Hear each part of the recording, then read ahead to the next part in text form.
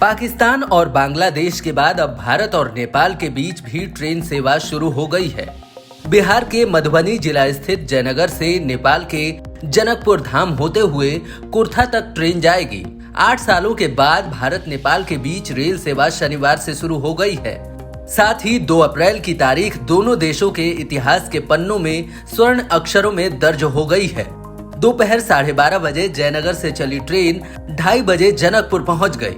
शनिवार 12:30 बजे पीएम नरेंद्र मोदी और नेपाल के पीएम शेर बहादुर देउबा ने दिल्ली के हैदराबाद हाउस से वर्चुअली हरी झंडी दिखाकर ट्रेन को रवाना किया। इससे पहले दोनों देशों के प्रधानमंत्री ने बैठक भी की। हालांकि यात्रियों के लिए रेल सेवा 3 अप्रैल से शुरू होगी। 2014 से जयनगर जनकपुर के बीच ट्रेनों का परिचालन बंद रहा। 2014 तक नेपाली नैरो गेज ट्रेन चली।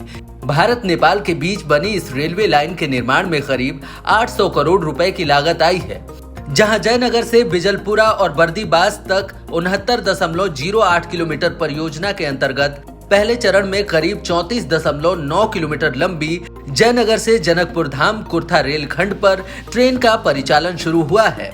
ये ट्रेन जयनगर, इनरवा, खजुरी, बैदेही, जनकपुर और कुर्था से होकर गुजरेगी।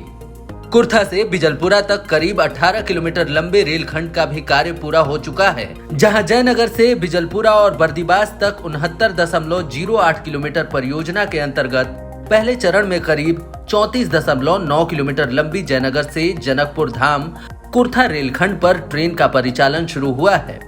2010 में हुए समझौते के तहत नेपाल और भारत के भारतीय सीमा बाजार को नेपाल के दक्षिणी शहरों से रेल के जरिए जोड़ने पर सहमति व्यक्त की थी। समझौते के अनुसार न्यू जलपाईगुड़ी से काकड़बिट्टा तक 46 किलोमीटर, बहना से कटाहारी तक 18 किलोमीटर, जयनगर से जनकपुर होते हुए बर्दीबास तक 69 किलोमीटर, नौतनवा से भैरहवा तक 12 किलोमीटर और रुपेडिया से नेपालगंज तक 15 किलोमीटर रूट की निर्माण प्रक्रिया शुरू की गई थी। रेलवे के 5 क्षेत्रों में विस्तार के समझौते के तहत 2 जोगबनी, विराटनगर और जयनगर जनकपुर बर्दीवास में निर्माण कार्य किया जा रहा है।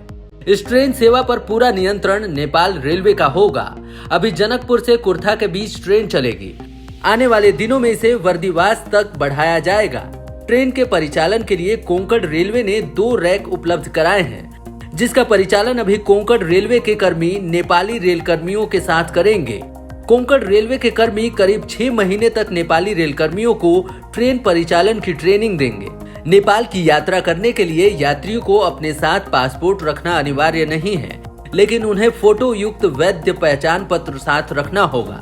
यात्रियों के लिए पहचान पत्रों में से कोई एक फोटो युक्त पहचान पत्र रखना अनिवार्य है, जैसे वैध राष्ट्रीय पासपोर्ट, प्रदेश के प्रशासन द्वारा कर्मचारियों के लिए जारी फोटो युक्त पहचान पत्र, भारतीय चुनाव आयोग द्वारा जारी फोटो पहचान पत्र, नेपाल स्थित भारतीय दूतावास या भारतीय महावाणिज्य दूतावास द्वारा जारी इमरजेंसी प्रमाण पत्र या परिचय पत्र। खास बात यह है कि ट्रेन में सिर्फ भारतीय और नेपाली यात्री ही सफर कर पाएंगे। दूसरे देशों के यात्रियों को इस ट्रेन में अभी सफर करने की अनुमति नहीं दी गई है। आपको बता दें कि रेलवे बोर्ड द्वारा जारी एसओपी में इसकी चर्चा की गई है। आपको बता दें कि भारत से नेपाल जाने के लिए अब महज 12.5 रुपए लगेंगे। जयनगर से इनरवा जाने का किराया 12.5 रुपए, खजूरी के लिए 15 रुपए 60 पैसे, महिनाथपुर जाने के लिए 21 रुपए 87 पैसे, वैदेही जाने के लिए करीब 28 रुपए, परवाहा जाने के लिए 34 रुपए और जनकपुर जाने के लिए 43 रुपए 75 पैसे और कुर्था जाने के लिए 56 रुपए 25 पैसे लगेंगे। इस ट्रेन के शुरू होने से न केवल व्यापार बढ़ेगा, बल्कि धार्मिक पर्यटन को भी बढ़ावा मिलेगा। भारत के लोगों के लिए जनकपुर में माता जानकी मंदिर में दर्शन करना आसान हो जाएगा। चैत्र नवरात्र के दौरान इस ट्रेन सेवा के कारण जनकपुर में श्रद्धालुओं की भीड़ बढ़ने की संभावना है।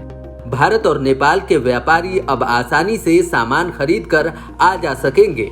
मधुबनी और आसपास में कपड़ा और खाद्यान्न के थोक मार्केट हैं, जहां का व्यापार नेपाली ग्राहकों पर टिका है। रोजाना 2 से 3 करोड़ का व्यवसाय होता है, जिसके 1.5 गुना बढ़ने का अनुमान है। ट्रेन के व्यावसायिक गतिविधियों पर नजर रखने के लिए भारत के जयनगर और नेपाल के इनरवा स्टेशन पर कस्टम चेकिंग पॉइंट भी बनाए गए हैं। Bureau report, up to date Bharat. हमारे चैनल को सब्सक्राइब करें और वीडियो सबसे पहले अपने मोबाइल पर पाने के लिए बेल आइकन को दबाएं।